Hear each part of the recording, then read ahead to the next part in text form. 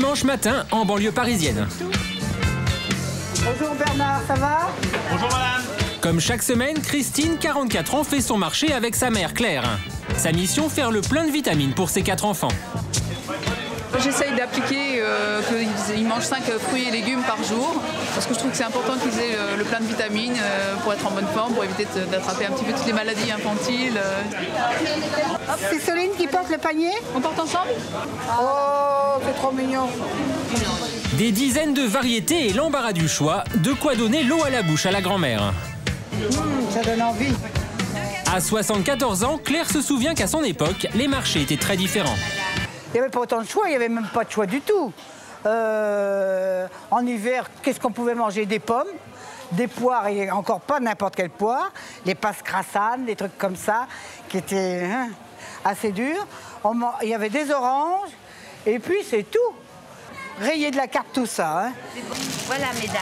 Merci beaucoup, madame. Merci, au revoir, madame. Aujourd'hui, trouver des fruits et légumes d'été toute l'année, ça n'étonne plus personne. Normal pour certains maraîchers, il n'y a plus de saison. Nous sommes dans le sud de la France. Sous cette serre, il fait 23 degrés, une température estivale qui permet aux tomates et aux fraises de pousser même en hiver.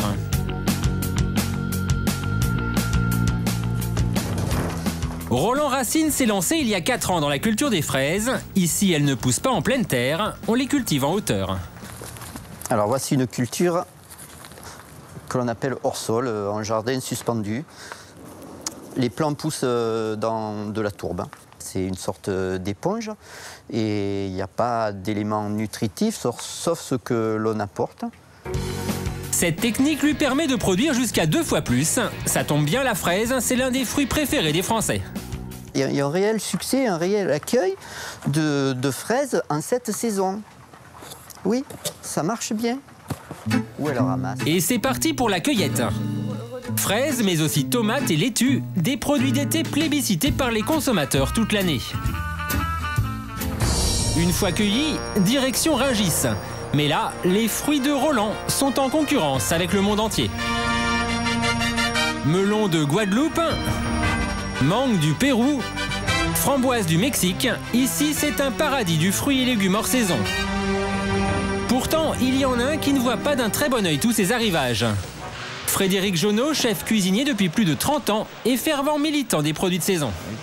Tous ces produits-là, ils sont pas comme s'ils sont cueillis instantanément et puis distribués dans la journée. Plus il y a de jours, plus le produit perd dans ses vitamines, plus le produit perd dans ses saveurs. Vous imaginez quand ça vient du fin fond du monde? Pendant le transport, certains de ces légumes perdent jusqu'à 70% de leurs vitamines avant d'arriver dans nos assiettes. Alors Frédéric a décidé de contre-attaquer. Opération séduction, fruits et légumes. Un petit doigt. Chaque mois, il se rend dans les écoles pour éduquer les enfants. Aujourd'hui, c'est une classe de maternelle. Bonjour les enfants. Alors on va le découvrir ensemble. Des fruits, des légumes que l'on trouve aujourd'hui à notre saison.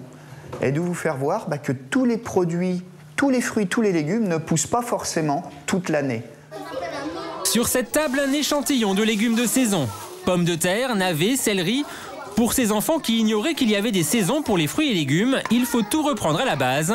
Et ça passe par un petit quiz de connaissances. Et ça, les enfants, c'est quoi? La pomme de terre variée. Variée, c'est une variété, mais elle a un nom. C'est une carotte. On va la couper, regardez. C'est de la patate douce. Et ce matin, au menu, dégustation de navets crus. Je vois qu'il y en a qui veulent goûter. Oui. Moi, j'en veux un gros bout. Je vais goûter. Merci beaucoup. Merci. C'est trop bon. Mâche.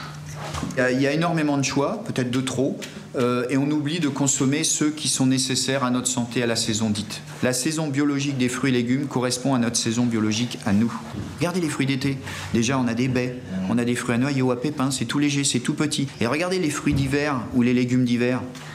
C'est des gros, lourds, qui ont des grosses peaux, des carapaces pour supporter l'hiver. Et qu'est-ce que ça vous apporte derrière? Tout ce que vous avez besoin pour votre santé. Et aujourd'hui, pour Frédéric, la leçon a porté ses fruits. J'ai jamais eu autant de succès avec un navet. Hein. Retour chez la grand-mère Claire. Tout ça, c'est ce qui est naturel en France en hiver. Alors avec ça, on a de quoi faire une potée auvergnate. Démonstration. Elle aussi veut prouver à sa fille et à ses petits-enfants que l'on peut bien manger avec des légumes d'hiver. C'est comme Cameroun. On va au plus pressé, au plus facile, au plus extraordinaire. On achète un tas de trucs dont on n'aurait vraiment pas besoin, hein, en fin de compte. Hein. Ça, c'est sympa. Regardez ça, c'est bourré de vitamines. Hein. Ça vous donne pas envie d'en manger?